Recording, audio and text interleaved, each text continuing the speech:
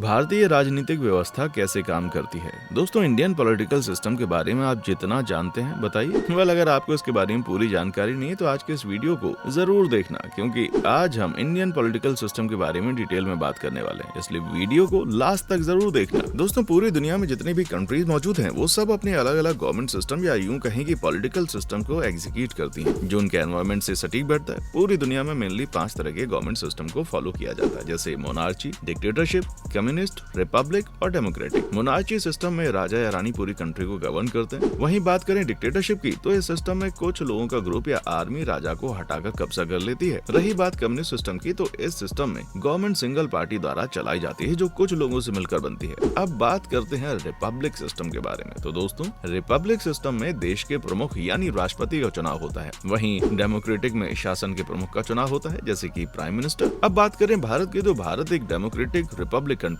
यानी भारत में Republic system और डेमोक्रेटिक सिस्टम दोनों को फॉलो किया जाता है। इसके अलावा दोस्तों, गवर्नमेंट सिस्टम और 3 हिस्सों में बटा हुआ है, जैसे हम कहते हैं फेडरल, यूनिटरी और कॉन्फेडरल सिस्टम। फेडरल सिस्टम बात करें अगर फेडरल सिस्टम की, तो इस सिस्टम में सेंट्रल गवर्नमेंट और स्टेट गवर्नमेंट दोनों इक्वली पार्टिसिपेट करते हैं। पावर्स के मामले में दोनों ही गवर्नमेंट में पावर डिवाइड होती है। सेंट्रल गवर्नमेंट और स्टेट गवर्नमेंट कोई भी डिसीजन लेने के लिए और यूज एग्जीक्यूट करने के लिए पूरी तरह से फ्री होते हैं। यूनिटरी सिस्टम, वहीं दोस्तों बात करें अगर यूनिटरी सिस्टम की, तो ये सिस्टम काफी सख्त सिस्टम होता है, क्योंकि जिस भी देश में सिस्टम होता है वहाँ सिर्फ सेंट्रल गवर्नमेंट की ही चलती है और स्टेट गवर्नमेंट को सेंट्रल गवर्नमेंट की हर बात माननी पड़ती है, जैसे कि चाइना। कॉन्फेडरल सिस्टम, दोस्तों कॉन्फेडरल सिस्टम से आप अपने मन की कर सकते हैं। लाइक वहाँ पे सेंट्रल गवर्नमेंट का स्टेट गवर्नमेंट पर किसी भी तरह का दबाव नहीं रहता। अगर स्टेट गवर्नमेंट चाहे तो सेंट्रल गवर्नमेंट को फॉलो कर सकती है, और अगर ना चाहे तो अपने रूल्स और रेगुलेशंस के हिसाब से भी स्टेट को गवर्नमेंट कर सकती है। दोस्तों बात करें इंडिया की, तो इंडिया में फेडरल सिस्टम का चलन है, और ये बात तो आप बखूबी जानते हैं कि अपने भारत देश में सेंट्रल गवर्नमेंट और स्टेट गवर्नमेंट दोनों के पास पावर्स होती हैं। सबसे पहले बात करते हैं सेंट्रल गवर्नमेंट की। तो दोस्तों, सेंट्रल गवर्नमेंट के 3 पार्ट्स होते हैं, जैसे लेजिस्लेचर, एग्जीक्यूटिव और जुडिशरी। सबसे पहले बात करते हैं लेजिस्लेचर की। दोस्तों, जैसा कि हमने बचपन में पढ़ा था कि लेजिस्लेचर यानी पार्लियामेंट में 2 हाउस होते हैं, एक होता है अपर हाउस और एक होता है लोअर हाउस। अपर हाउस को हम राज्यसभा के नाम से जानते हैं, और जिसको हम कहते हैं काउंसिल ऑफ स्टेट। वहीं लोअर हाउस को हम लोकसभा के नाम से जानते हैं, जिसे हम कहते हैं house of the people. Lok Sabha के मेंबर्स डायरेक्ट जनता द्वारा इलेक्शन किए जाते हैं, वहीं राज्यसभा के मेंबर्स स्टेट के एमएलए के थ्रू इलेक्ट किए जाते हैं। इन दोनों हाउस को पार्लियामेंट में एमपीज यानी मेंबर ऑफ पार्लियामेंट रिप्रेजेंट करते हैं। जब बिल पास होता है तो वो लोकसभा के पास जाता है, और फिर वहाँ से उसे राज्यसभा के पास रिव्यू के लिए रेफर किया जाता है। यहाँ राज्यसभा उस बिल को काउंसिल नहीं कर सकती, वो बस उसमें कुछ अमेंडमेंट के लिए भेज सकते हैं, या फिर उसे 14 दिन के लिए डिले कर सकते हैं। वहीं मनी बिल के मामले में तो राज्यसभा का कोई इन्वॉल्वमेंट ही नहीं होता। उसके बाद दोस्तों बात करें अगर एग्जीक्यूटिव की, तो एग्जीक्यूटिव का काम लेजिस्लेचर द्वारा बनाए गए किसी भी ऑर्डर्स और बिल को पास करके उन्हें एग्जीक्यूट करना होता है। अब बात करें अगर इसके सब पार्ट्स भी होते हैं,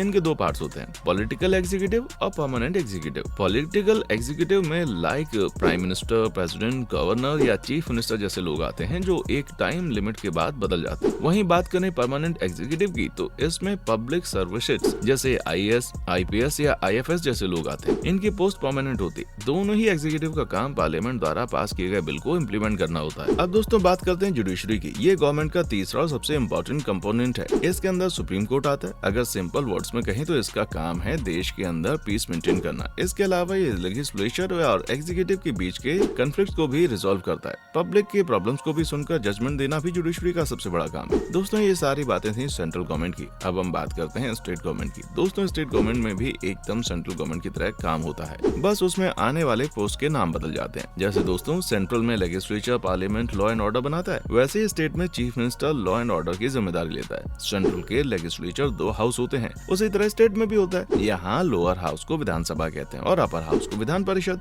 जैसे लोकसभा में डायरेक्ट जनता के थ्रू वोटिंग होती है, वैसे ही विधानसभा में भी डायरेक्ट जनता से वोटिंग होती है, जिन्हें एमएलए यानी कि मेंबर ऑफ लेजिस्लेटिव असेंबली भी कहते हैं। वहीं विधान परिषद के मेंबर्स को विधानसभा के मेंबर्स यानी एमएलए के थ्रू चूज किया जाता है। यहाँ भी विधानसभा से बिल पास होकर विधान परिषद के पास रिव्यू के लिए जाता है। जिस तरह से सेंट्रल के एग्जीक्यूटिव प्राइम मिनिस्टर, प्रेसिडेंट होते हैं, उसी तरह स्टेट में एग्जीक्यूटिव चीफ मिनिस्टर और गवर्नर होते हैं। यहाँ पर भी एग्जीक्यूटिव का काम लेजिस्लेचर के बनाए हुए रूल्स को इम्प्लीमेंट करना है। अब अगर बात करें जुडिशरी की, तो स्टेट में जुडिशरी के अंडर हाई कोर्ट आता है, जिसे chief justice of India control और मैनेज करते हैं। स्टेट में भी इसका काम शांति बनाए रखना है। अब दोस्तों अगर बात करें यूनियन टेरिटरीज के गवर्नमेंट की, तो दोस्तों जैसे हर स्टेट में अपनी एक गवर्नमेंट होती है जो अपने हिसाब से लॉ एंड ऑर्डर पास कर सकती है, वैसे यूनियन टेरिटरीज में नहीं होता ये। Union territories direct central government के थ्रू कंट्रोल की जाती है। यहाँ अगर कोई दिक्कत होती है जिसके लिए लॉ पास करने हो, तो उसके लिए प्रेसिडेंट खुद IAS या MP को अपॉइंट करते हैं और उसके बाद ही वहाँ प्रॉब्लम को रिजोल्व करते हैं। वैसे दोस्तों इंडिया में 7 यूनियन टेरिटरी हैं, जिसमें दिल्ली,